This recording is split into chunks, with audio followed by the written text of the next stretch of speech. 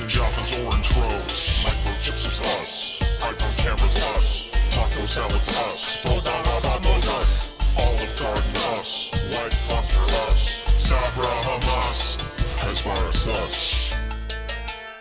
Hello, everybody, and welcome to Bad Hasbara. World's most moral podcast. You know what it is. You know how we do. My name is Matt Lieb. I am your most moral co-host. I'm Daniel Mate, the other most moral co-host. We are so excited for another just wonderful episode of Bad Hasbara. Thank you to all of the listeners / watchers out there. We're so excited for another episode of the podcast we wish didn't have to exist. Yes, we are. I have to start by saying we're so excited so I can trick my mind into being excited. It's my way of trying to trick the piggies into if they're excited about the slop, then I'll be even more excited about the slop. It's not that we're not excited. Listen, we have a lot of really great stories to go over today. No, it's a chunky one today. Yeah, it's very robust. It's very robust. But hey, we got to keep Cope alive. Exactly. We're trying to keep the cope alive, you know? That is what we do here on Bad Hasbara. Shout out to producer Adam Levin, who's out here on the 1s and 2s and, on the 3s and 4s as well. Please subscribe on YouTube. If you haven't subscribed, then you're messing up because, listen, why are you not doing it? It's stupid. You should have subscribed by now. Yeah, you should have been subscribed. And if you haven't, then you could just click one button and it's done. And you can please also subscribe on whatever podcast app you're using and make sure to leave us 5 stars in a review. It helps people see that the show exists. It helps the algorithm, blah, blah, blah. Do it. I found out you can leave reviews for individual episodes too. Yeah. On Spotify, there's a comment section, which is a lot of fun to look at. Sometimes I'll check it out and people will say some nice things. And then sometimes it's just kind of the same old shit. They'll be like, oh, this is a pretty good episode. I really liked your guess when you let them get a word in edgewise. It's just like, at this point, if you've listened to this podcast long enough, you have to know we're going to just talk and talk and talk. And sometimes, we try. We'll do better. Yeah. But for now, what do you expect from us? Trying to listen to another show, a show where people, just sit back and let other people talk. Fuck that. But we will. Different show, different spectrum. Exactly. It's called Cooperative Overlap, and I will die on that hill. That's true. Please, if you are in San Francisco in May, specifically Wednesday, May 7th, come out to Cobb's Comedy Club. It is over in North Beach in San Francisco. It's a great comedy club. Me and my wife, Francesca Fiorentini, we're going to be co-headlining. We're each doing long sets. It's going to be super fun.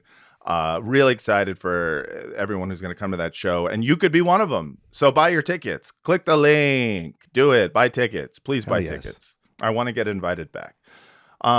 Today's episode is brought to you by Gaza Great Minds. Gaza Great Minds provides tent classrooms and quality education to Gaza's children affected by war, as well as much needed professional psychological support.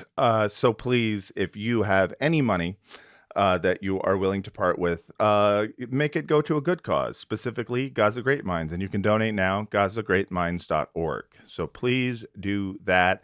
And if you have any money left over after that and you're like, hey, I like the show, I wish I had double the amount, go to patreon.com/badhasbara and subscribe to our Patreon. Don't subscribe to us first. Do it like a matching funds thing. Like Exactly. For every dollar you give to a good cause, give $1 to a bad cause. And that bad cause is supporting this podcast that we are all so excited about. Oh my God. But really though. No, but really. For real. I am excited about this episode. We are so seriously, you guys. Yes, this is going to be a fun one, despite the horror around us. But before we get into that, I need to know, Daniel, what's the spin? Well, today we have a true artisan of media criticism as our guest. That's I've been right. Listening to this A guy's like podcast. a lie sommelier, Somali. There we Exactly, a very good Somalia. Yeah, go. That was a true, workout. a true connoisseur of media bullshit. Yeah. Do you break a sweat when you come up with a pun, or is that just me? Like, because I'm like sweating over here trying to get Somalia out of my mouth. Like, do it, man. My heart rate goes up a little, but Yeah. but Oh, God. but my pun cardio game is strong. So. I know, very strong. Yeah, I got. So I pulled a few records with songs having to do with media criticism, I guess, or just media skepticism. So number one, Joe Jackson, not Michael Jackson's father, but the British Joe Jackson. Is she really going out with him? There's a song called Sunday Papers on this classic record, I'm the Man. No, sorry, Look Sharp. This is Look Sharp. Okay. Sunday Papers, which is sort of a making fun of the TV tabloids. Or the tabloid newspapers. Sure. Rage Against the Machine says, turn on the radio. Nah, fuck it. Turn it off. Hell yeah. I want to shout out real quick Tom Morello, who shared one of my tweets on his Instagram stories. So that was pretty sick. And open invitation. As soon as I saw that, I immediately DM'd him like, Tom, go on Badass Hasbara. That'd be hella cool. Wouldn't that be cool? He probably gets a lot of tweets. Can you make some sound effects with your guitar? Can you make it sound like a turntable? Yeah, make it sound like wee wee. I like when it goes wee. And then chilling in the name of nice. Yeah, producer please. Adam. Nice. Shout out. And today we have to be extra careful to call him producer Adam because our guest's name is Adam. Yeah, we got too many. And then Kendrick Lamar's GNX has the song TV Off, Turn This TV Off, Turn This TV Off. And that matches this sticker that someone gave me at the most recent Mahmoud Khalil protest. I love Turn it. This TV Off, Sudan, Gaza. There's a picture of the guy who ran on the field at Kendrick's Super Bowl show. So love that guy. That's a little quick hit of what the spin is today. GNX is a great album, man. I love it. Where is your Real Big Fish? Turn the radio off 7-inch. He's right. You should have some Real Big Fish. Isn't that a Christian rock group? No, from the late 90s? No, that is the only ska group I know. Oh, right. Ska, of course. Yes, it's ska. Adam loves ska. I know one ska band, and that's just my life. I feel bad about it. I know it's a whole genre. But I've got some Fishbone and I've got some English Beat, but that's about all I've got ska-wise. Sure. Yeah. Those are probably good bands. Okay, so that's the spin. That's what we're listening to. And now we need to spin ourselves some guest. What am I talking about? We have a great guest today. Very excited. He is a writer and he is the co-host of the wonderful media critique podcast, Citations Needed. Ladies and gentlemen and everyone else, please welcome to the pod, Adam Johnson. Hi, thank you so much for having me on. Thank you so much for coming on. How are you doing, Adam? I'm doing okay. Again, I have this weird AC wind tunnel thing coming, and hopefully it's not too loud. I apologize to your producer for that. Yeah, it's fine. We, you know what we're gonna do? We're gonna put some noise reduction on that track, and we're gonna make you sound like you're in a studio. I just don't want your listeners to think I'm in a hurricane. I'm in Chicago. We don't have those. You don't have hurricanes in Chicago, despite being the windy city. It apparently has nothing to do with wind. I was disappointed to learn. I will say, every time I've been to Chicago, I've been like, this is fucking bullshit. Apparently it has to do with the blowhard nature of the politicians back in the 1880s when people made those old-timey cartoons. Although that strikes me as slightly not true. Is that true? Because every time supposedly that's true. It is contested, but I think that is consensus among historians. Because every time I'm in Chicago walking along, the lake, it can get windy because of the lake, but it can get windy, and I'm always psychologically probably thinking that I'm like, boy, this city is windy. But that's only because I've been groomed to think that. I don't think it cracks the top 20 windy cities. Weirdly, have you ever been to Amarillo, Texas? No. I think that's the windiest city, or top 3, and it smells like cow shit. No offense if you're listening from Amarillo. It smells like cow shit, and it legitimately is windy because that's why it smells like cow shit, because there's no land. It's all flat. There's no hills. Anyway, not really that interesting. But if you ever find yourself in the panhandle of Texas. I'm thinking maybe all the wind from Amarillo comes from all those cows farting up a storm. Yeah, those. Well, that's the end of the podcast. Gusty cows. Yeah. I Adam, think I may have alienated my Panhandle listenership, but go ahead. no, they love you, I'm sure. Adam, thank you for coming on. We have a lot of stories to get to, but I want to talk about what you do and sort of what Citations Needed does, which is essentially media critique, which I think is sorely needed. Obviously, at this time, it's kind of what this podcast is as well. Right. And you wrote an article for The Intercept back in early 2024 in which you talked about the way in which the mainstream media, so to speak, or the institutional our media institutions like New York Times and whatnot talk about Israelis versus how they talk about Palestinians. So I want to ask, do you think that the New York Times is fair and balanced? No. So that was the first part of what ended up being a 4-part series. The remaining 3 were published in The Nation, actually. Mm-hmm.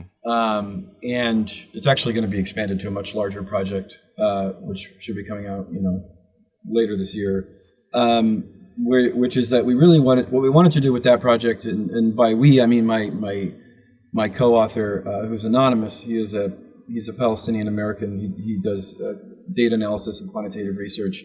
But because Palestinians have a tendency to be targeted and harassed and doxxed, he remains anonymous. But I just wanted to let you know that I didn't crunch those numbers. I did the analysis. He did the actual data, which is remarkably hard to do because of the way that newspapers and websites work. There's a lot of effort that was put into that. So because what we wanted to do is we wanted to show what we wanted to show in the subsequent pieces in The Nation that dealt with MSNBC and CNN, that dealt with the Sunday morning news shows, and dealt with Washington Post and Axios and others, was we wanted to show that this bias that people claim is not just about sort of screen capping headlines, but could be showed very empirically, very scientifically. Everything was open sourced. Again, that piece went semi-viral, and people tried to poke holes in it. No one could, because we linked to everything, linked to all the articles, showed our data. Mm-hmm. And what we showed was just a pretty glaring asymmetry in coverage as a kind of starting place to tease out sort of why that is and the bigger dynamics that lead to that. Because what we wanted to do is make it so obvious and so dispositive that it wasn't something anyone could kind of dispute. One of the there's a lot of examples, but one of the sort of more glaring ones we covered there, and then subsequently in our article on CNN and MSNBC, is the asymmetry in what we call emotive words, which is to say the kind of words that are designed to solicit an emotional reaction from readers or viewers when an Israeli is killed versus a Palestinian. Words like murderous, barbarous, horrific, brutal, and these were, I don't have the numbers in front of me, but for the New York Times study, which was just 6 weeks, it was roughly 12, 15 to 1. Our MSNBC, we since expanded that study. It's again, depending on the time frame, if you go a full year, it's usually even the nouns used, right? Like slaughter was one of the words that you right. So slaughter, we used sort of variations thereof. Slaughter, barbaric. Again, I could pull up those numbers if you'd like me to read them.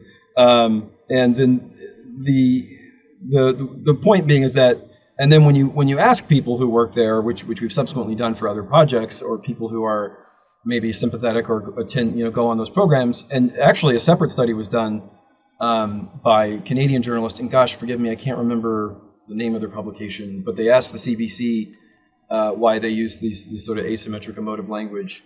And they gave this perfectly kind of racist tautological answer, which is, well, that's just the way it is. But why? Because they're terrorists. Yeah, but why is dropping a 2,000-pound bomb on an apartment full of children not terrorism, but it's terrorism, October 7th? Like, how do you define? Well, that's how the government defines it. So it's everybody kind of reverts back to these because when you have the data and you show the asymmetries, which again everybody knows, but it's useful to have, right? I don't think we're necessarily blowing anyone's mind with any great revelation, but it's useful to kind of come armed with the data.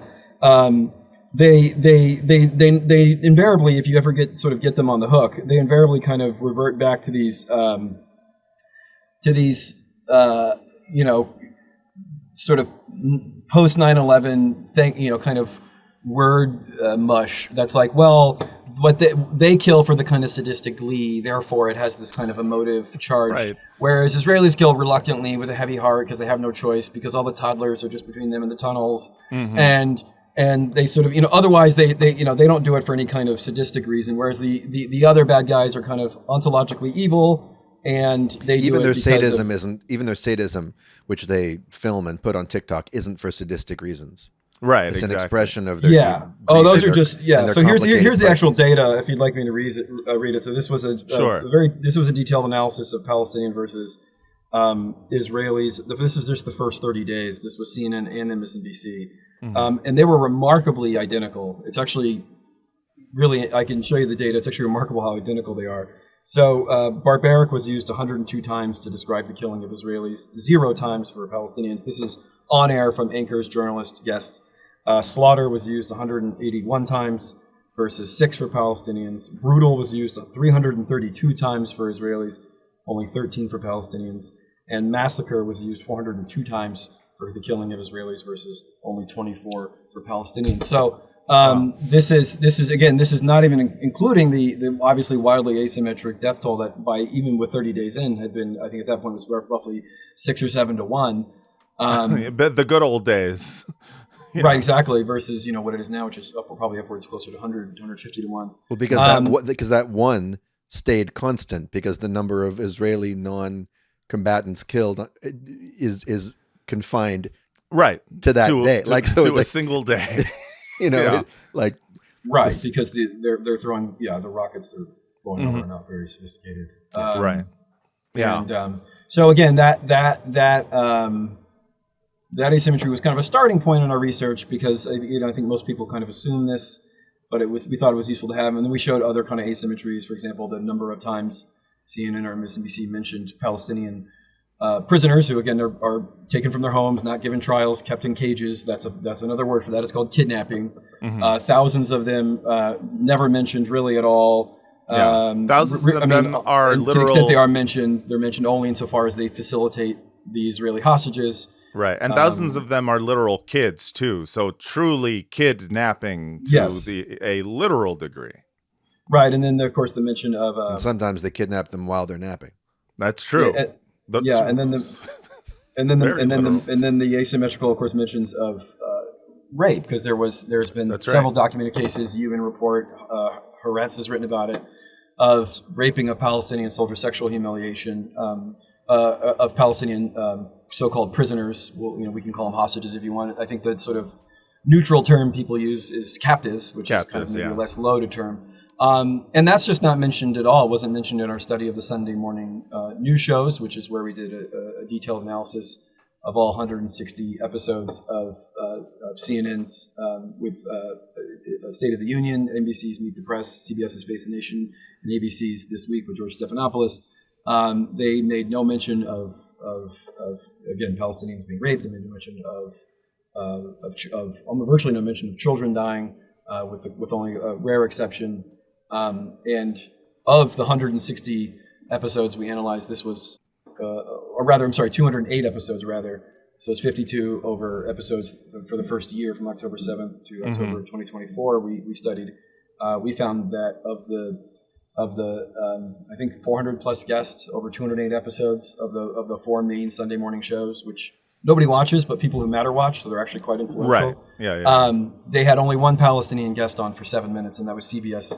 CBS Face the Nation on November of 2023 had on the Palestinian ambassador to the UK, and that was it. They had 20 Israeli guests, obviously dozens and dozens of American pro-Israel guests. Right. So we wanted to kind of put those studies out as a place where academics and others could build off of, as others have, and we build off other academics to document what we argue is basically, and I don't say this to be polemical, I think it is an incitement to genocide. 100%. Strictest sense of the word. Yes.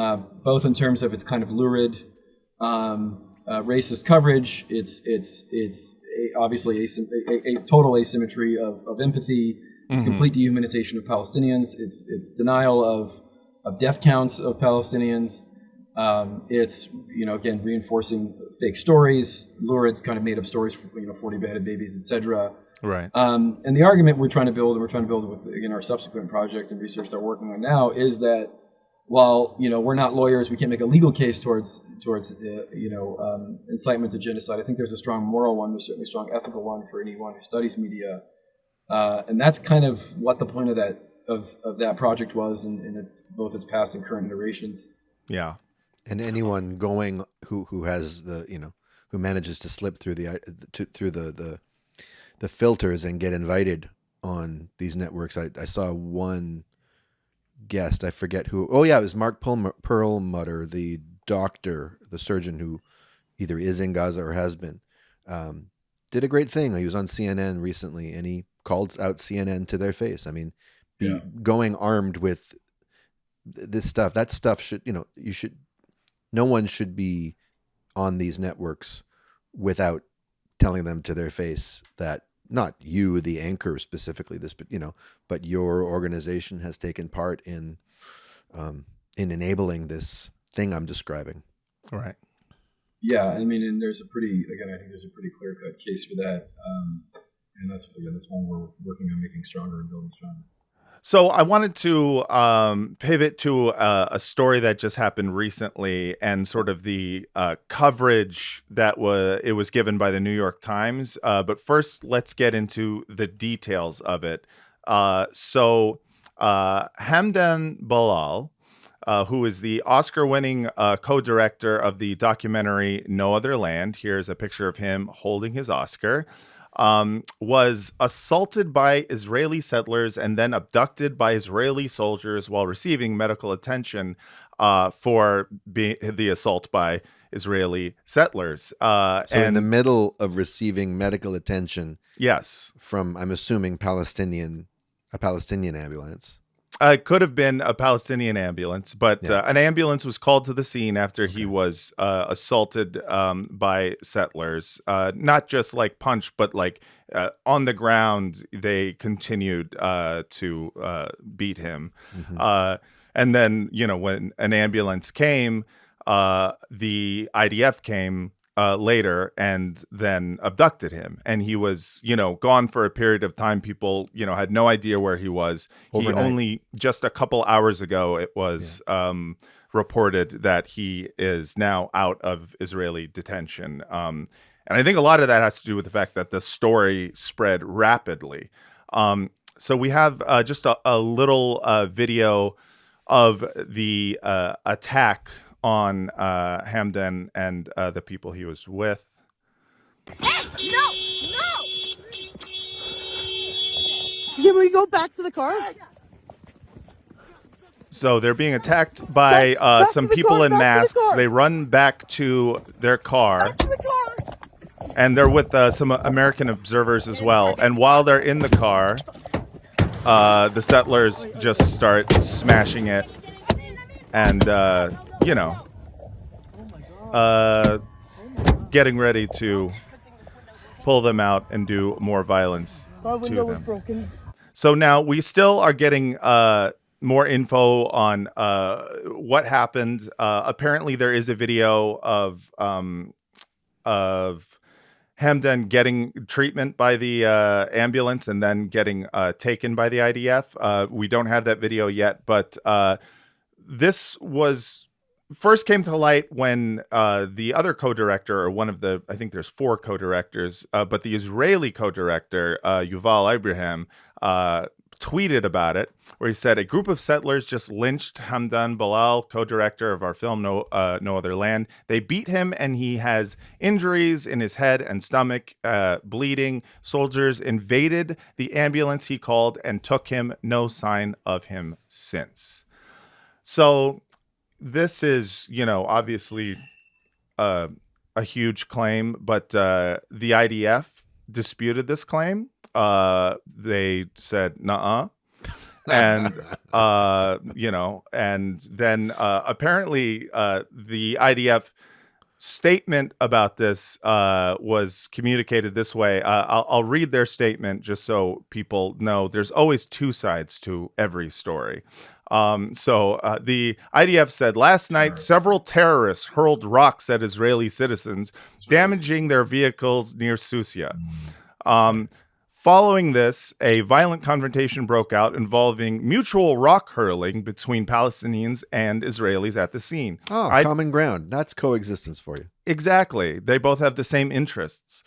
IDF and Israeli police forces arrived to disperse the confrontation. At this point, several terrorists began hurling rocks at the security forces. In response, the forces apprehended 3 Palestinians suspected of hurling rocks at them, as well as an Israeli civilian involved in the violent confrontation. The detainees were taken for further questioning by the Israeli police. An Israeli citizen was injured in the incident and was evacuated to receive medical treatment. Contrary to claims, no Palestinian was apprehended from inside an ambulance. Don't believe the hype. So the Hasbara, when it came to this story, immediately, and they're still now doing this, started spreading the new narrative that they are trying to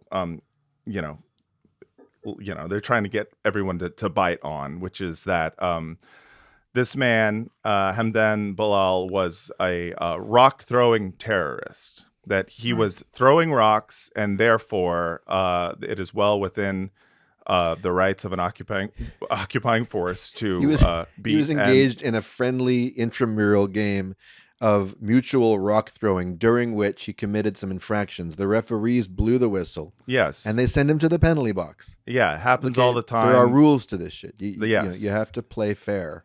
Exactly. This is just how it is. There's listen. There are two sides to every story. There's the side that has Arabs, and there's the side that's telling the truth. Yeah. And that is what everyone wanted us to know.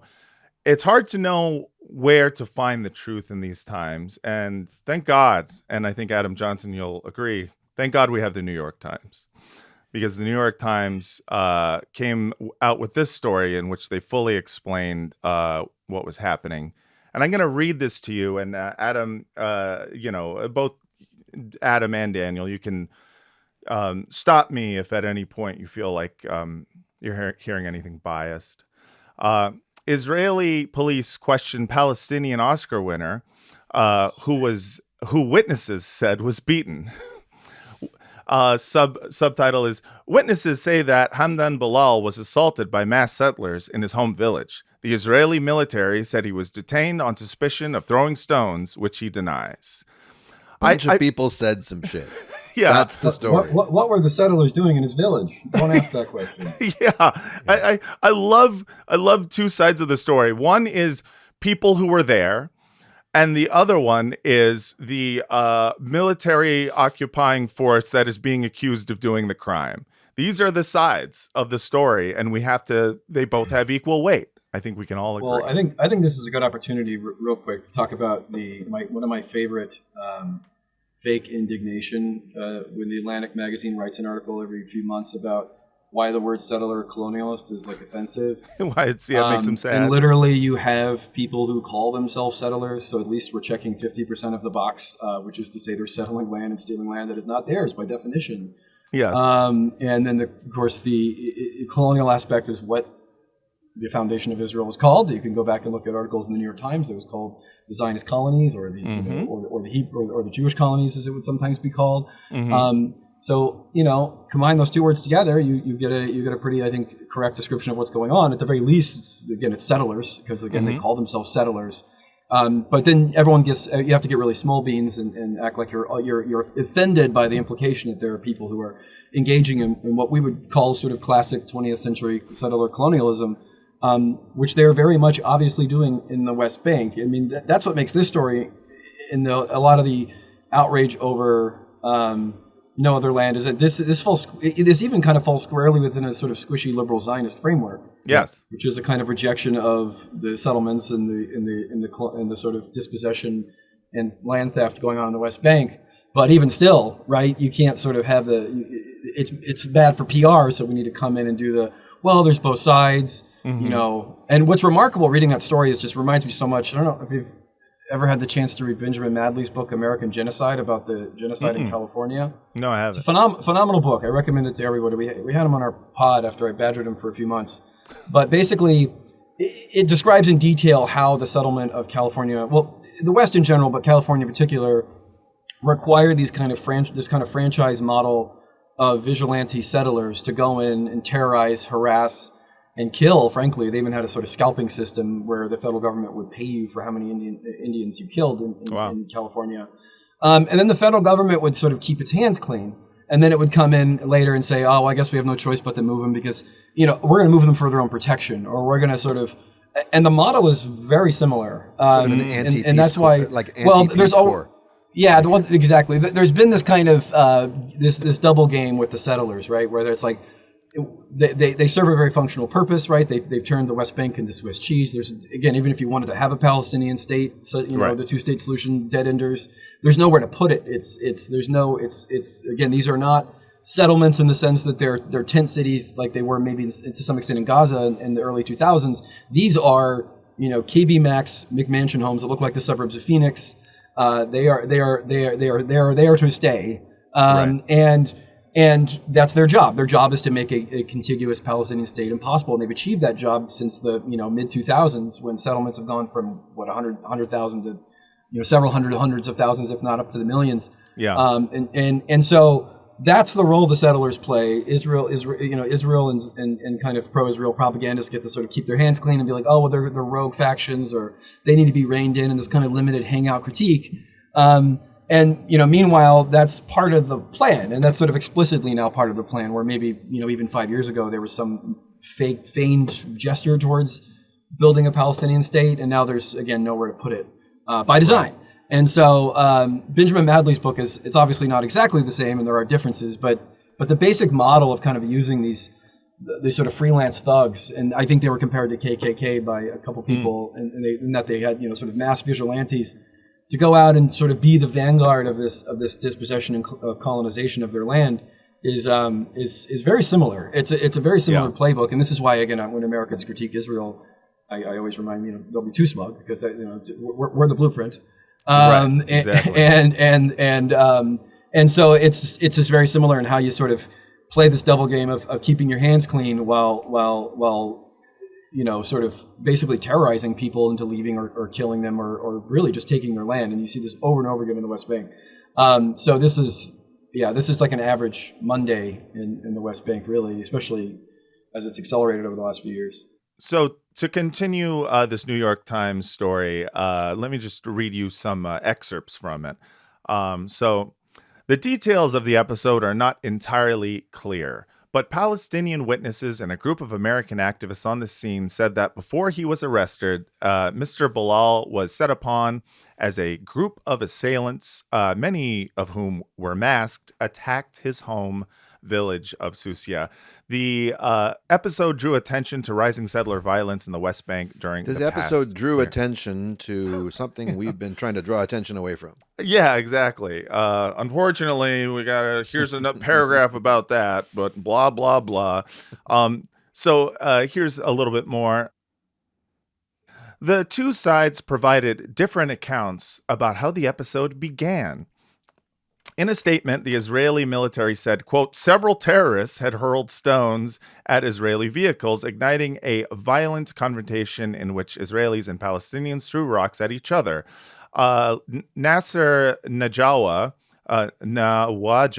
excuse me, a field worker for the Israeli human rights group B'Tselem, who lives in Susia, and other Palestinians said the confrontation began after the town's residents had sought to drive away Israeli shepherds herding livestock on land claimed by the village. The group of masked Israelis soon joined the others on the outskirts of the village, where they attacked two Palestinian homes, they said. There's a lot going on here with the this quote. It's no quote, actually. It's just here's what this Israeli field worker from B'Tselem said. And it says, they said that how it began was that the whole town was essentially throwing rocks, at a Israeli shepherds. The idea that this is like a side to the story and not a just kind of the creation of a justifiable excuse for settler violence. It's like it's insane. The idea especially since I haven't seen them reporting on the following shepherding related stories, which are documented. I've seen videos of. Number one, yes. Israeli settlers stealing Palestinian sheep and goats. Number two, Israeli settlers scaring the shit out of and chasing in vehicles Israeli sheep and goats off of Palestinian lands. Number three, Mohammed El-Kurd posted this just yesterday, Israeli settlers leaving the corpses of dead goats in a Palestinian reservoir or aquifer or something to contaminate the water, which apparently is a well-practiced Sunday activity or maybe Saturday Shabbat activity for these fanatics. Right. So just the notion that there was some innocent, reasonable humble Jewish shepherds who just wanted to graze on the Holy Land with their. They were just walking their flock. sheep. Yeah, for me, like, even if you give all of the benefit of the doubt to the idea that these shepherds were merely just moving their sheep. They just wanted, to graze on some land, and we didn't know this was Palestinian land. First of all, it is all Palestinian land, as they are literally settlers. But second of all, this is not a justification for the targeting of some other guy. And so what the Hasbara, at least on various social media platforms have done, they have started saying, it was Ballal himself, Hamdan Ballal, who was throwing the rocks. They've started trying to, produce video evidence of it. They, showed, videos of people throwing rocks, and they're like, this is him throwing rocks at, settlers or police or whatever the fuck. And, Adam, you were talking about this earlier, this kind of like the way in which this news is reported as being sort of incitement to genocide. I feel like it's that maybe in more micro terms in this particular case, where this is a justification. This is serving as a justification for an act to terrorism. Yeah, it's incitement to terrorism. Well, it's excusing, whoever gets caught in the crossfire of this, dual rock throwing contest. Well, And one thing you can never ever do is have history or context at all. Really, Yeah. You can sort of talk about this, kind of opaquely reference rising settler violence. Well, what does that mean? Why is there settler violence? What does the map of the West Bank look like now versus in 2000 or 2005? What does it mean to steal people's lands incrementally over several years? What land is left? Where are they to go? What is the political agenda of the settlers? The political agenda of the settlers is to genocide and erase Palestinians from the West Bank, and increasingly, of course, now Gaza. That is their explicit goal. I mean, these are, as you said, fanatics, even relative to the kind of normal Zionist extended moral universe. I mean, these people are explicitly fanatics. They're explicitly genocidal. They're explicitly racist.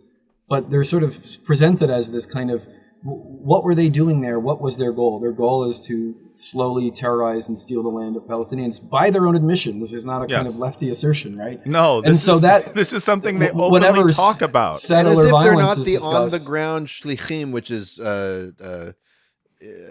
Hebrew, or it's the Zionist term for like ambassadors or emissaries. They're at this point they're the Knesset's boots on the ground. I mean, the Knesset is full of these people are in the halls of power. They're not a fringe group anymore. Mm-hmm. Yeah, exactly. And their violence is not inexplicable or strange or inscrutable, as you're saying. Yeah, but again, that context is just never mentioned.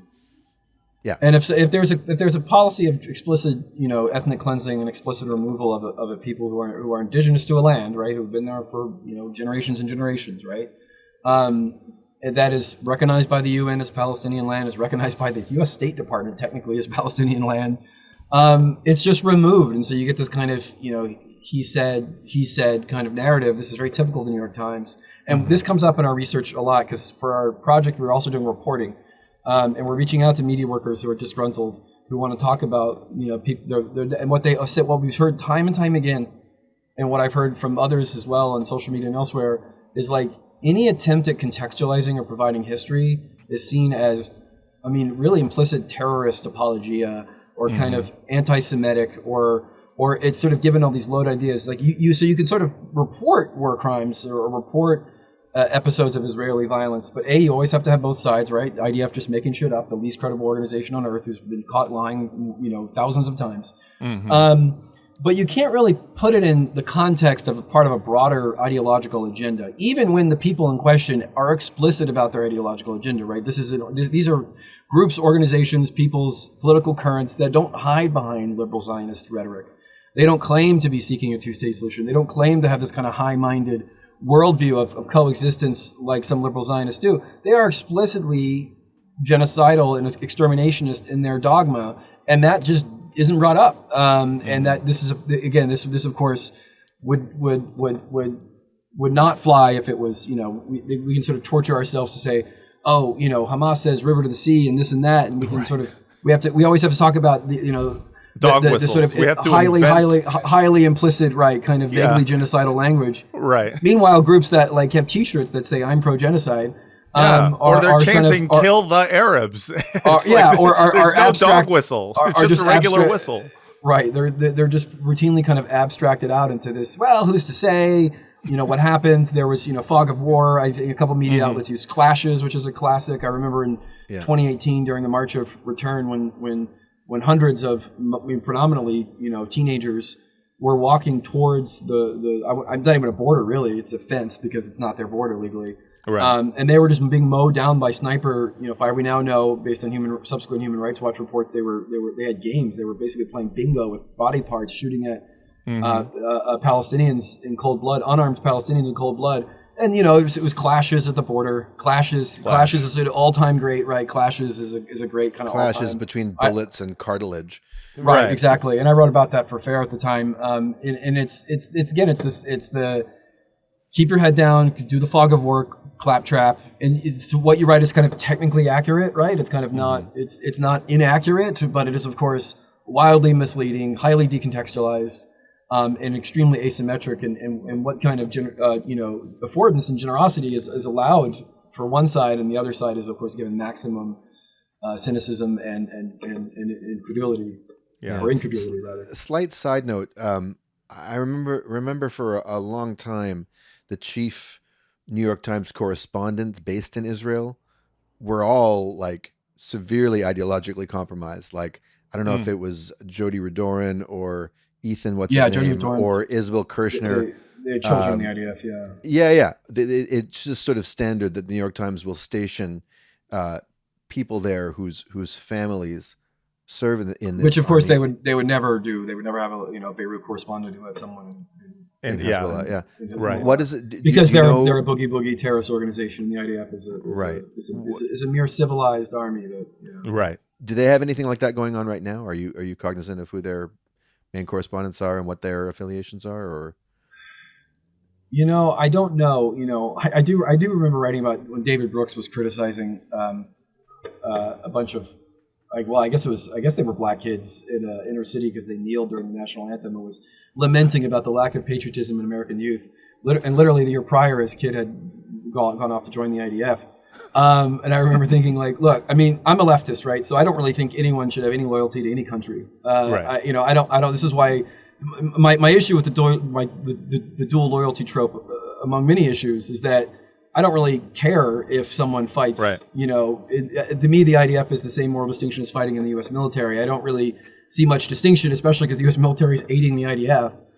So I don't really think that children of journalists necessarily should have any greater fidelity to the U.S. than they do Israel, except to say that perhaps maybe volunteering for a foreign army is kind of an added step of of aggression and ideological commitment, right? Like Jeffrey Goldberg is from Long Island, and he went and became an IDF prison guard, despite not really speaking Hebrew or having any relationship to Israel, because and he says in his book quite explicitly, like I wanted to be a man, I wanted to sort of assert my manliness.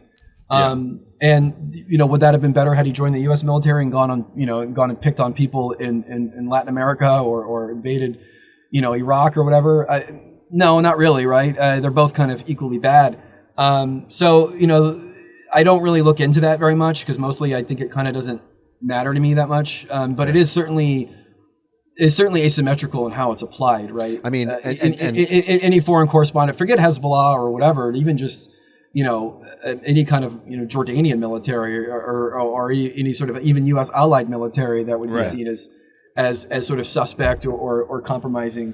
But it's just totally routine. In fact, I believe, if I'm not mistaken, I think the New York Times correspondent, the home they lived in was stolen from a Palestinian a couple decades prior. It was actually stolen land they were living on. Yeah, I believe so. And that of course, that's even putting aside that when it comes to Israel and their relationship to journalists, they'll take any pretext to claim. I mean, this. If you have a friend who maybe Hosan Shabbat, Hamas, they're well, they just murdered this 22-year-old, 24-year-old Hosan Shabbat, I think his name was. And of course, they're very quick to come out with, "Don't believe the hype."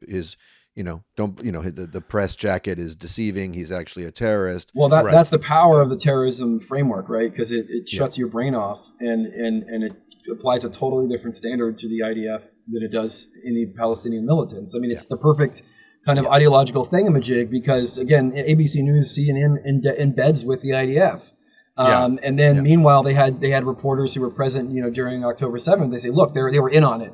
And it's like, so wait, we could just kill ABC and CNN reporters now, because they're obviously that's what a ride along is, right? You can kill journalists. It's like at this point they're just saying no, journalists are fair targets if they are next to anybody who we can consider to be an enemy. They just need family members, and they use terms like links. Right. I mean, this is all very tenuous. I mean, again, Gaza, in Gaza, Hamas runs the government. I mean, you're going to have links to people who run the government. If you're in South Lebanon, you're going to have links to Hezbollah. It's impossible not to. It's their way of, kind of like reinforcing this. There are no non-involved people in Gaza. There are no civilians, because in one way or another, they're all connected to Hamas, which is kind of like saying in one way or another, we in the United States are all connected to our government. It's like, yes, that is true.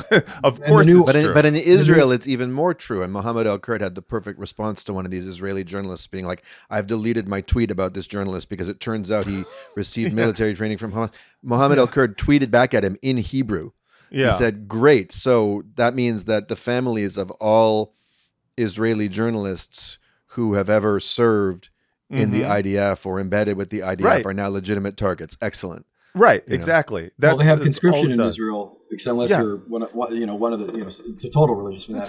It's a citizen army. The entire and so the number of degrees of separation. There is no country in the world where the degrees of separation between citizen and atrocity are fewer. No, it reminds me when Jim Scudo when Iran was bombing Tel Aviv, when they had a little tit for tat, I think about 9 months ago. Yeah. And he says, and they are targeting the Mossad headquarters, which is, and I think he even said it was in a densely populated neighborhood in Tel Aviv. In the middle of Tel Aviv. Human shields. Right. Yeah, but no amount of pointing out the hypocrisy ever breaks through into anyone who doesn't. Well, that's why the war on terror framework is so essential. That's the load bearing. They're these boogie terrorists, and these are proper sort of militaries with rules, and that's why I hate all these kind of AI loosens the rules. There's no rules. There's no fucking rules with the IDF. That's a bullshit story. Yeah. And so, talk about UNRWA for a second, right? The UN's refugee agency. It is now just sort of taken for granted that it is a Hamas arm. And their argument is that 12 people who worked for UNRWA out of 30,000 supposedly were involved, links to October 7th. They really only showed evidence for a handful of, I think, 3. And then the media and this is another thing we're writing about in our larger project, is that the media says links to New York Times, splash, front page. Of course, it came out the exact same day of the ICJ ruling showing plausible genocide on January 26, 2024. And then there's this like puffy links, UNRWA, links to Hamas. And then you read the fine print and you're like, wait, 12 people out of 30,000? So what's the standard here? UNRWA is supposed to monitor the off hours activity of 30,000 people? How is that? In what historical example? And I've asked journalists this. Name me one other historical example where people who worked at an organization committed some off hours, act, right? And then the organization was held accountable for that. That's unprecedented. That's never happened before in the history of fucking mankind. Right, and it's so clear what the motivation is too. Right, it's to militarize everyone in Gaza, and they did this with medical workers. Of course, they did this with Al Shifa Hospital, and they raided in November of 2023 with the whole underground bunker that ended up not existing. The New York Times tried to put lipstick on a pig by acting like there was some tunnel, but if you read the actual article, the tunnel didn't actually touch any part of the hospital. It was just vaguely adjacent to it, and also it wasn't remotely what they claimed it was, which was this kind of Bond villain lair. And then so that's, and the Washington Post debunked it. The Washington Post has been much better than the New York Times on this. Yeah, and then the New York Times tries, it's Hamas terrorists, terror tunnels under the hospital. What are they? And it's like, again, fucking hospitals are adjacent to military bases all throughout Tel Aviv. That is a totally normal thing you do. And again, this is time and time again, you need to militarize medical professionals. You need to militarize aid workers, because these are the organizations and groups and agencies that are essential to sustaining life. And if you want to remove life, you have to attack them. Why was Al Shifa Hospital made such a big deal of? Well, if on October 13th, 2023, forgive me, I'm ranting here, they issued an evacuation order in Hebrew and Arabic, telling everyone they need to leave, no exceptions, right? They call Al Shifa Hospital 5 times a day saying, you gotta leave, you gotta leave. They say, we can't leave. We have people who are on dialysis. We have newborn babies. We can't walk to the border to Egypt or whatever fucking tent city they provided.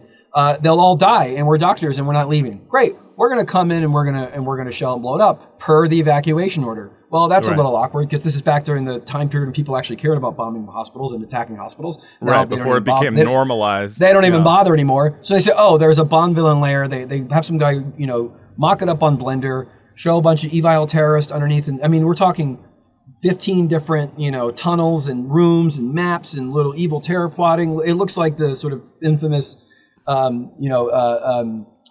Meet the Press, Donald Rumsfeld, Bin Laden layer, right? Oh, sure. And of course, because they needed to militarize hospitals, because it was essential to carrying out their evacuation orders of North Gaza, which was essential to their ethnic cleansing plan of North Gaza, which is where they were going to begin the ethnic cleansing plan, which again is called by Human Rights Watch, it's called by Amnesty International as ethnic cleansing before Trump even took office, right? And so the constant sort of links and terror framework and all this kind of, it's not meant to make any sense. It's meant to kind of be this ontology of just confusion and racism and lurid tabloidism, and what are they hiding? What are the links? There was a Hamas fighter who showed up to the hospital. Oh, great! I guess we get to blow up the hospital now. That's how it works. And God, everyone knows no IDF has ever been inside of a hospital in Tel Aviv. Right. And trying to unpack the shit, as you know, is almost impossible. I mean, it's but Adam, you kind of fucked yourself on that answer, because you cited Amnesty International and Human Rights Watch. It's well known that they're also Hamas. At least 30 of their employees, respectively, regularly, once a month, if not more, buy ice cream at Ben and Jerry's, and we know for sure that's a terrorist-loving organization, because they literally were claiming doctors either Ben or Jerry. It could be either one. I mean, literally everybody was Hamas. I mean, it got to the point where it's a meme now. Calling anything Hamas has become a meme, and that meme. But it's again, this is a bullshit. This is a lie that is being reinforced by the Wall Street Journal and New York Times. I mean, again, less so Washington Post, who's been better on this, Evan Hill especially. But the New York Times just routinely props this shit up. Right. And it allows for these narratives, these kind of alternative narratives, these Hasbara spins to kind of spin out of control and become part of this is the excuse that I'm going to tell myself as to why this happened to someone who just won an Oscar for doing a film about how shit like this happens. And, it's interesting because you compare like the two types of tweets. You've got one that's the Yuval Abraham tweet that I wrote, and then you have the sort of IDF explanation, and then you have the New York Times here serving as like the mediator of like, we're going to get down to just the facts, sir. And what you have is that the excerpt that I read about how the town's residents were throwing rocks at a Israeli shepherd, being the thing that all the Hasbaras are putting out there, so going, see, they started it. Meanwhile, in this very next excerpt that I'm going to read, Mr. Ballal said he received some medical treatment at an Israeli military facility before being held, handcuffed, and blindfolded on the floor of a detention center, according to Miss Semel, who is Leah Semel, who's a legendary Israeli human rights lawyer. Yes, a lawyer. And let's see, Basil Adra, another director of the documentary, said he was also at the scene. He shared video footage that he said he had filmed of a blindfolded man he identified as Mr. Ballal being marched by Israeli forces to waiting vehicles. Now, if you compare... Hold on, he identified him as Mr. Ballal? That's his fucking co-director. Yeah, man, he identified as... Yeah, well, that's the thing. What is it, like, a corpse? They're saying he could with him. Right. He knows the guy. Yes. Yes, he's. This is obviously implying he could be lying, but I just got to say, if we're going to compare stories here, both sides, are being like, oh, they're lying, they're exaggerating the story. Yuval's story was that Hamdan was lynched, as he said, but jumped by a bunch of Israeli settlers. And then he was arrested by the absconded with by the military force, the occupying military force that backs the settlers. That's what he said happened. Who further tortured him overnight on the cold floor of a settler a jail cell. Yes, so soldiers invaded the ambulance he had called and took him. No sign of him since. Now, people can, the whole point of the Hasbara is so that you dispute the details and you say everyone who is Palestinian is exaggerating. The truth of it is what I say the truth is. And the truth of it is that if the Palestinians had just not thrown rocks, then we would never have had to call in the fucking Israeli KKK and then their fucking actual military come in and, it's the fog of occupation. Exactly. It is. It's the constant self-victimized narrative of like, when you believe that there's a broad conspiracy comparable to the Nazis that occupies the highest levels of everywhere, Europe, governments, aid agencies, the UN, that sort of wants to get rid of Jews in the world because for the lulz, right? Right. Again, something that did actually happen in Europe, yes, right? But it wasn't Palestinians. That this is when this becomes your kind of self-victimized narrative, it doesn't matter what's true. I mean, again, I know you guys know this, but like it's just you need to keep pushing back and pushing back and pushing back for the greater truth. Right. And that's why it's like you would think from a journalist perspective, one angle we try to take is like, is there any way that the IDF could ever sort of fundamentally discredit itself as a source?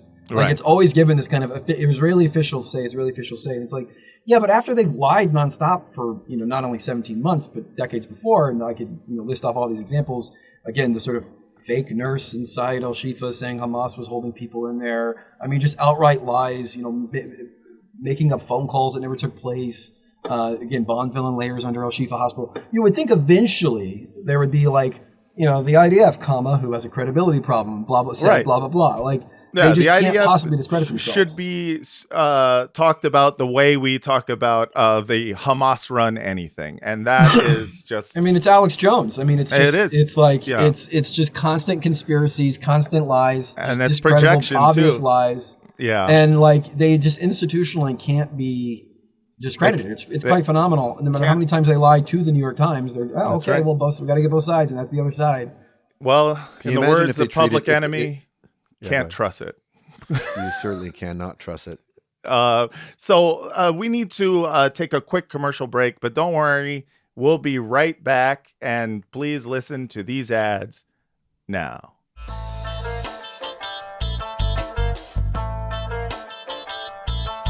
And we're back. This is Hasbara, World's Most Moral Podcast, here with Adam Johnson. How you doing, Adam?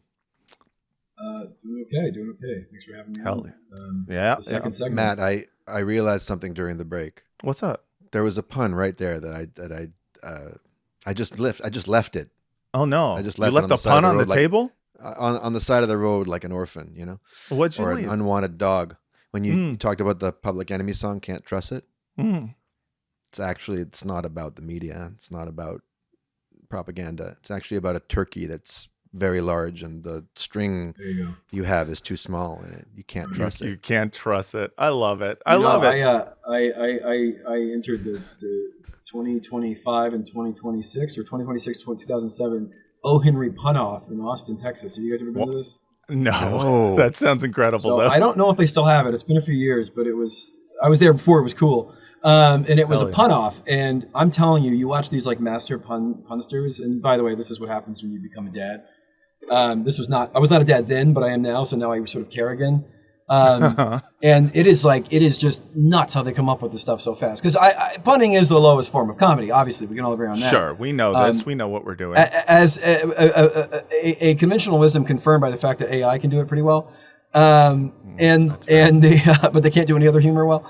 But it was it was a total blast. You would go there. It was it was in some park, and like you just watch these elite punsters go. They would go back and forth. One of the competitions is they go back and forth on a topic, and then the first person to sort of get stumped is out. Yeah. Anyway, if you ever get a chance, I think it's still going on in Austin. If you're ever in Austin, love it. That sounds amazing. You should check it. You should check it out. It's like a rap battle for people with autism. with I never went fanny there for packs and South by white sneakers. Southwest, but I would go for that. Yeah, I want to say it's in May. Forgive me for not googling this prior. It's been many years. I just You're dated forgiven.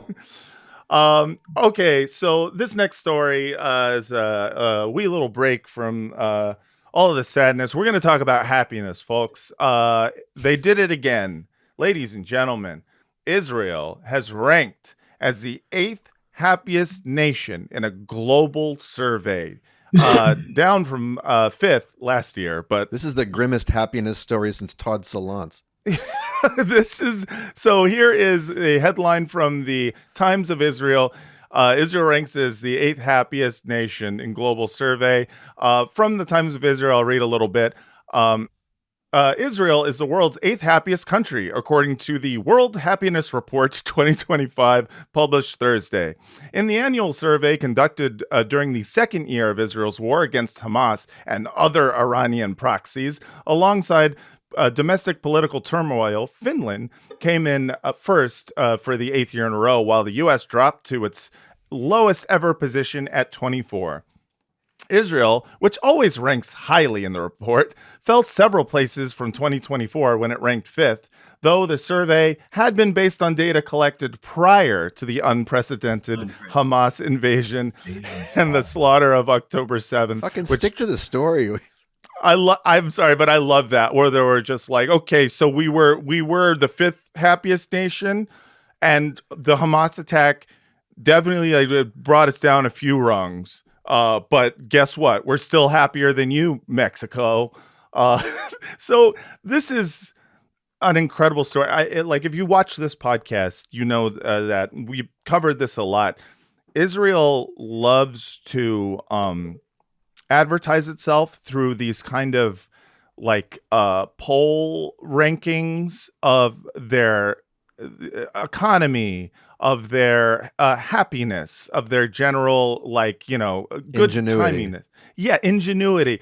And it's just it seems like projecting happiness seems to be like the favorite pastime of Israelis. You know what I mean? They're like the glummest the glummest what's a kind of comedian who has I guess a ventriloquist. A ventriloquist, yeah. Yeah. With this smiley face dummy, and they they project a really happy tone for the dummy, and the ventriloquist itself is the most morose, depressed Jeff Fox unworthy. Yes. Yeah, I mean, and it's interesting because it's like it's something that I've always seen amongst like Israelis, especially. It's kind of very distinct from sort of diaspora Jews, Jews who are not from Israel. You know, it's like this sort of like culture of like dance and look happy, motherfucker. Whereas like I would say that, you know, being a nebbish is sort of, you know, maybe more our stereotype here of ourselves. And also I have no qualms about it. Like being a cynical, unhappy person is my identity, and it makes me happy to have that identity. But you see this a lot in kind of like the videos that they make. There's this one that I need to play. Is this guy? What is his name? Tam Tamir.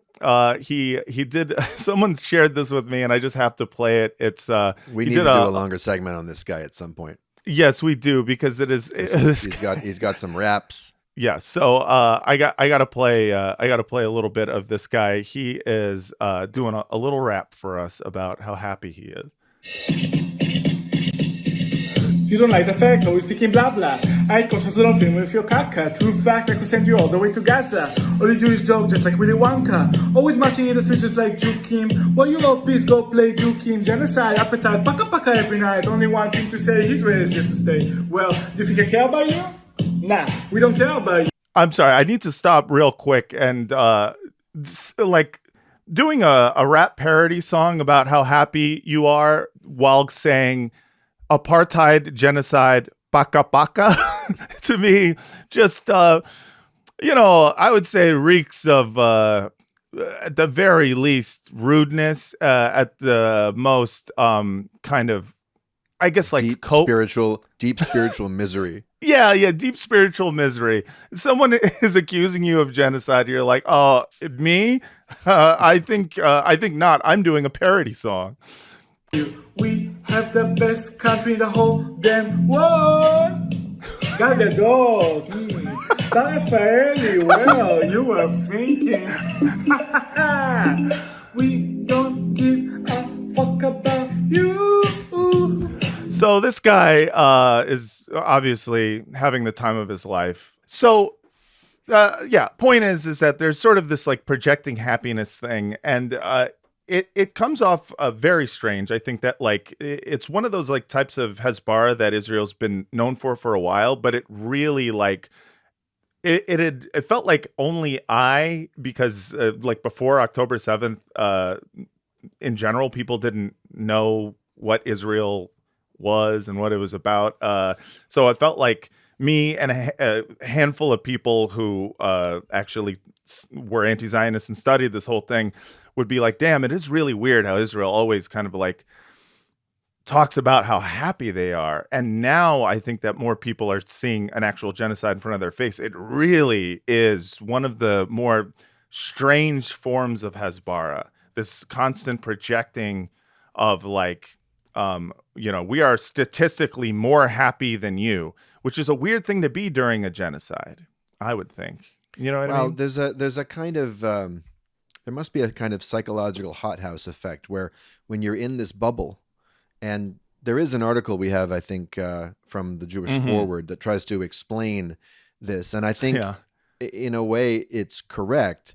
It's suggesting that you know, all the adversity creates a kind of insular, we're really feeling good, aren't we, guys? Look, every Israeli that I'm still in touch with obviously would be someone who dissents, if not entirely from the entire national project, then certainly from the genocide that's going on, says they've never seen it so miserable, that the society is just rampant ugliness and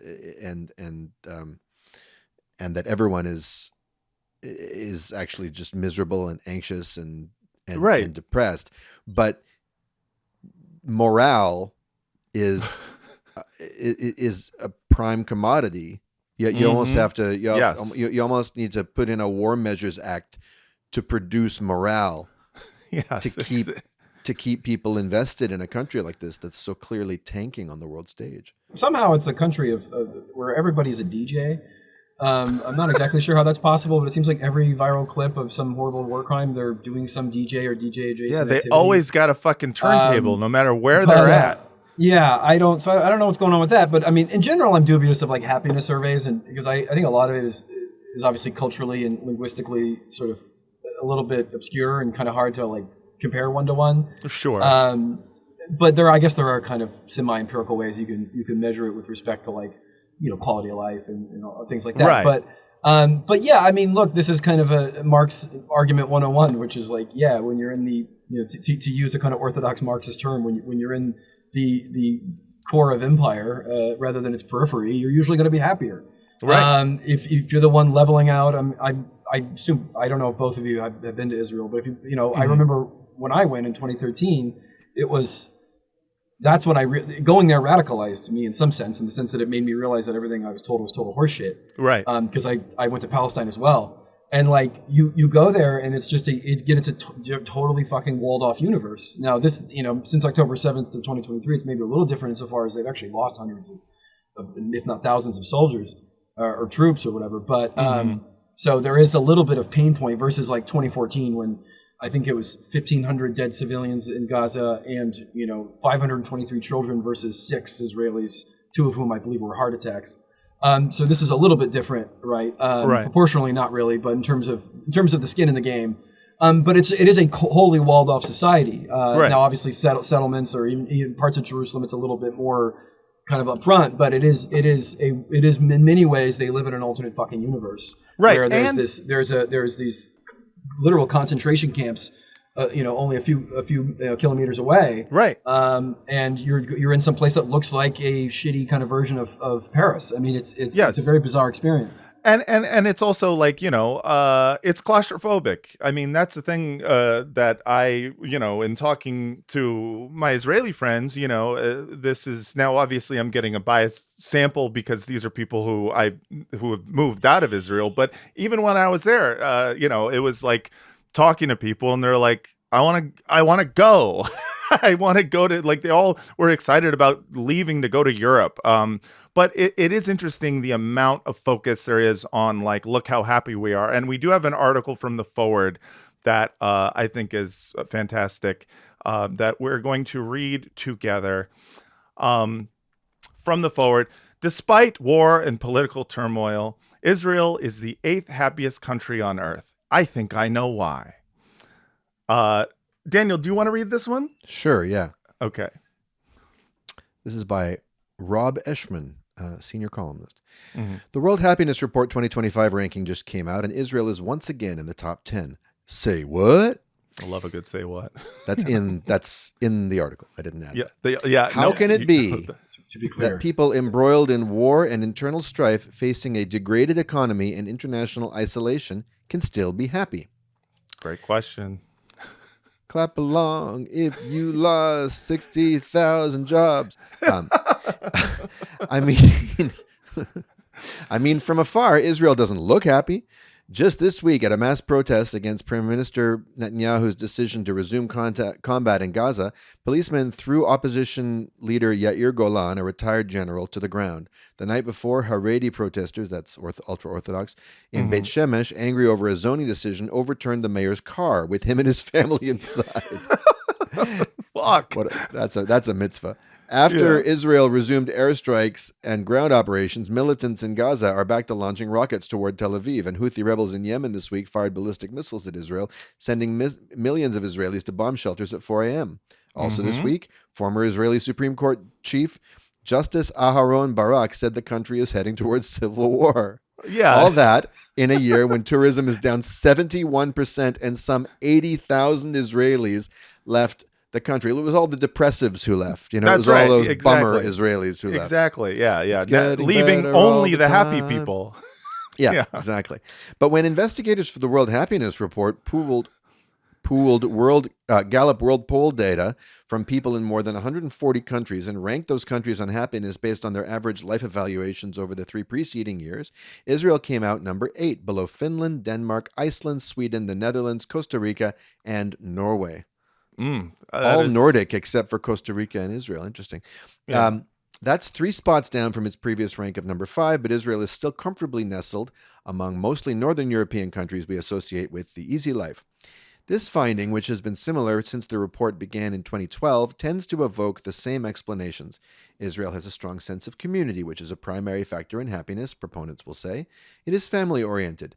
Taxes pay for healthcare and education, taking those worries off the table. It is a free society where you can do and say what you want. That you pronoun is for a particular subset. Right. And yes. love whom you love, and where people, no matter what else is happening, still like to go out and have a good time. With some exceptions, that's all true.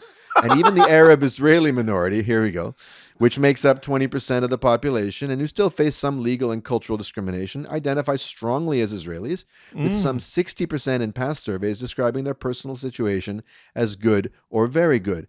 And those were the two choices, by the way. Yeah, that's right. Yeah. Well, how Are would you a describe happy your Arab situation? or the happiest Arab? Yeah. Good or very good. Yeah. I mean, clearly the goal of this, I mean, as you no doubt know, is to they need to replenish their supply of. They're having a major problem replenishing their military. That's why they have to go into Orthodox communities and basically do conscription, do like these kind of press gangs, because it is again, it's a fairly small country. It is committing it is committed to carrying out a pretty. Again, this isn't like fun to go over there and commit genocide. Well, it is for a lot of them, but presumably for some it's not. Right. They need to get people to go volunteer from other countries, and this is obviously part of that recruiting element, right? Like come to this ethno-national estate, and you'll be among your own people, and you'll have you'll be happy, and you'll be happy. You'll finally be happy. But happiness is, of course, not a morally interesting criteria, right? It's happiness you'll get is tax a warm credits. gun. You'll get tax credits for rating yourself as very happy on World Happiness Index. Yeah, exactly. So what happened like 6 months ago or 8 months ago at some point into the genocide, there were all these reports of a massive wave of PTSD cases of soldiers coming back, pissing themselves, nightmares, shakes, like just, a total breakdown. But that doesn't mean in they're Israeli not mental happy. health. Daniel, you can have PTSD and be pissing yourself and be, staying up all night crying and, acting out violently against you and your family and still be like, shit's pretty chill right now. I think happiness is one of those metrics. You just it is true that for the most part, except for the majority of the population is pretty much. This is the issue with like the moral hazard of these kind of the asymmetry of technology of the Iron Dome and all this is that there actually is this is the first time really, and only because of the logistics of having to physically carry out a genocide and raid hospitals, and you can't you can't just bomb your way to do that. Like this is really the first time there actually has been any skin in the game, but even comparatively speaking, it's pretty minimal, right? I mean, right? No, the insulation of the everyday Israeli is still pretty strong, and so like it's just weird to brag about what is clearly a happiness based on that insulation, like being like, man, look at us, we don't even know what's going on. Like, I wonder if the explanation is that so many young Israeli men who are living in this macho society where masculinity is strictly enforced have finally gotten an outlet for their their cross-dressing impulses by their I don't know, autogynephilic, suppressed identities where they can go to Gaza and raid the panty drawers of and finally be free to express themselves. That's exactly right. Yeah, they were born this way. But do these explanations go far enough? The United States landed 22nd on the list. In its lowest spot ever, sinking from number 11 in 2012. Is the U.S. that much less free, less family-oriented, less communal? The U.S. has its own fair share of political strife right now, and healthcare and education costs can range out of control. But overall, we have a higher standard of living, stronger economy, no wars on domestic soil, longer weekends, and 85% less shouting. I'm estimating that last stat, but it feels about right. Mm-hmm. My hunch is that Israel's weird, persistent happiness, that's a slogan, has to do with some other aspect of its character. Something that might have to do with some words Reut Karp, the owner of Cafe Otef in Tel Aviv's boho chic Florentine neighborhood, original name there, shared with me when I visited last summer. Hamas terrorists killed Karp's former husband and his girlfriend in front of the Karp's 3 children at Kibbutz Re'im on October 7th. The murderers scrawled, "Hamas doesn't kill children" on the wall. I never heard that report. Threw a blanket over the children and left. You probably didn't hear. Oh, that okay, report got it. because Yeah. We don't kill kids. They didn't kill the children. That's right. That's why you didn't hear the report. That's right. Karp, who was away, spent the rest of the day on the phone with her traumatized kids until the IDF arrived. When the government relocated the members of the destroyed kibbutz to central Tel Aviv, Karp opened the cafe to provide them with work and a feeling of home. I told Karp how much I liked the cafe's bright, friendly design. "That's important to me," she said, "that it's happy." Happy? Along with bright red pictures of the Negev's poppy-like anemone flower, the cafe also displayed a large, haunting drawing of Dvir Karp, the murdered father of Karp's children. Many of the workers survived the Nova Music Festival massacre, which took place on Kibbutz Re'im's grounds. All of that tragedy is rolled into the design of a place that, when I visited, was buzzing with life. I mean, just the description of this cafe is like it's this creepy, like when you hear these accounts of like people with their personal stories of tragedy, there's no part of me that's like, no, you should be unhappy. But there's I think something different when your happiness is bottled and sold in order to create more human meat for the meat grinder. It's just this like this sort of we need to boost morale in the diaspora so that people know that even if the worst happens to you and your whole family is massacred, you're still going to be very happy. Just look at this especially if your whole family is massacred. I just realized what this is. This is that song from the Book of Mormon musical, "Turn It Off." Oh, yeah, that's right. Yes. It's just like, when those nasty feelings arise, just turn it off. Yeah, because being happy is part of your Mormon identity. There's a lot of parallels there actually between sort of like Mormonism and evangelical Christianism and Zionism, because there is this, like, when I went on Birthright, I've talked about this before, when I went to the like mega event that they had, it felt like a Christian mega church event. It did not feel Jewish. It was Hebrew. It was technically Jewish, but it was this sort of kind of brightly lit techno hall exuberance that felt as manufactured as those feel, no matter what. It's crazy. Yeah. So he continues talking about the sort of communal psychological aspects of this this national hysteria. I mean, happiness. And that might just be the secret. Dan Ariely, an Israeli-born economist whose most recent book, Misbelief, explains why people believe irrational things. Ooh, I wonder if that included Zionism? The irrational things we cover on this podcast. Told me that it is Israel's very hardship that accounts for its happiness. Yeah, which begs the question, why can't Gaza be so happy? Although, of course, the genuine joy you see on the faces of its people when the rare good thing happens, there's something to, communal hardship and 100%. and joy. But anyway, he says, in most countries, people lead a somewhat comfortable life, and they have no experience where the people around them step up to really help them, he wrote in an email. In Israel, life is for sure less comfortable, but it's also very clear that people can count on their friends and family to step up and help them in a time of need. Friends, family, and total strangers. During my July visit, I also saw an old friend, someone who is highly critical of Israel's religious parties. Oh, that's good. What a brave and stunning stance. Hell yeah. Who since October 7th has...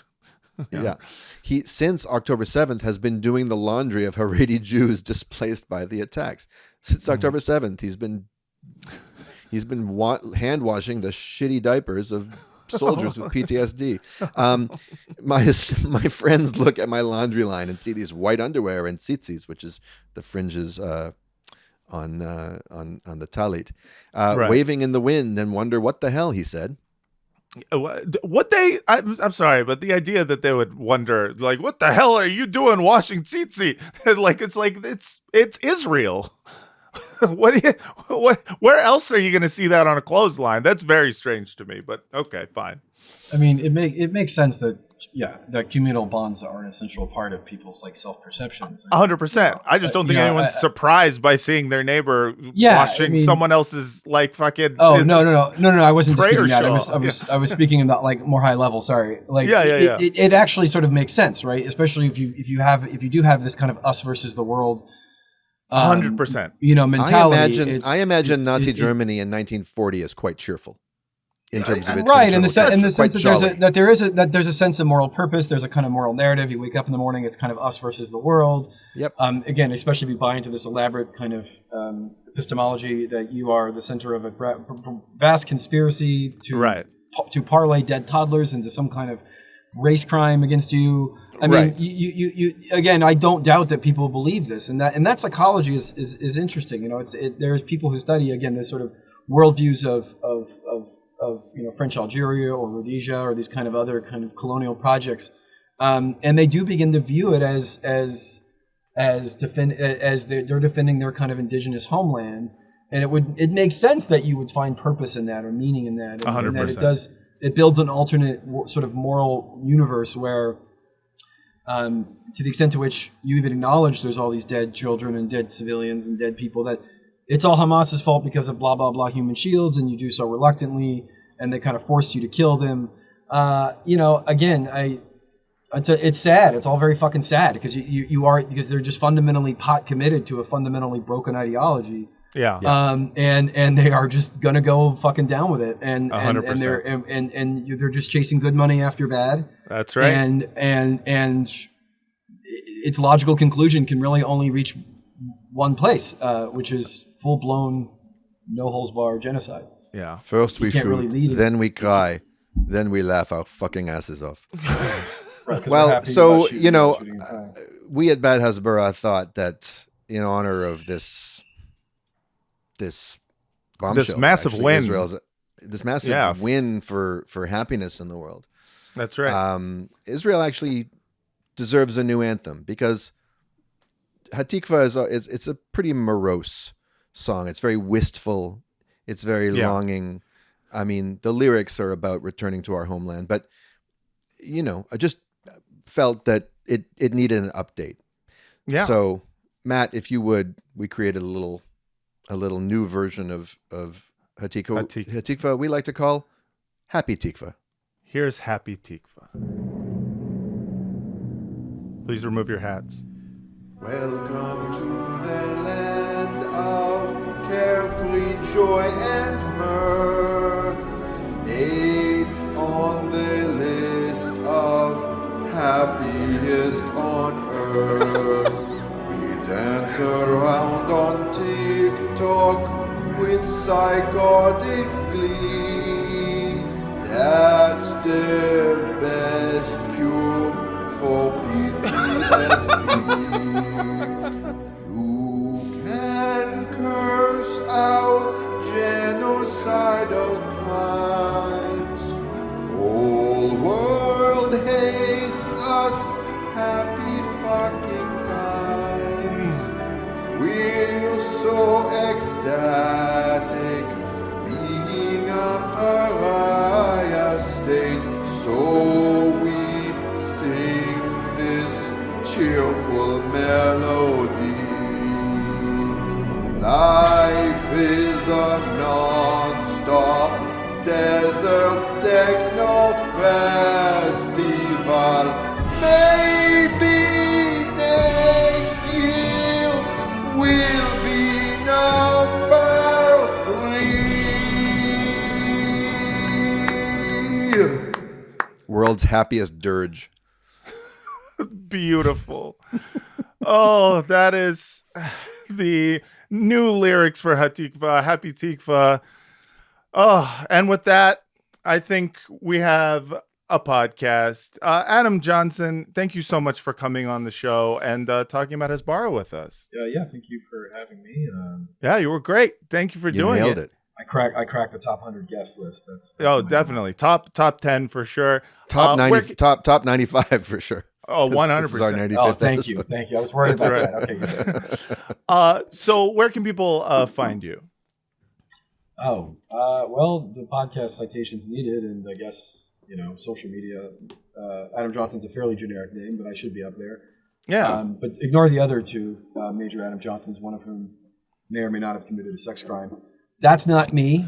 That's a Different guy. That's an Different guy. English soccer player. Do you have to go along? Do you have to go around to but- your and- neighbors, and- knock and on then- their doors, and say, "Hi, I'm not Right, that." I'm Adam not Johnson." that, yeah. Thankfully, he was English, but I remember when it happened, I was the like first hit on Twitter, so I got yelled at by a bunch of English soccer fans.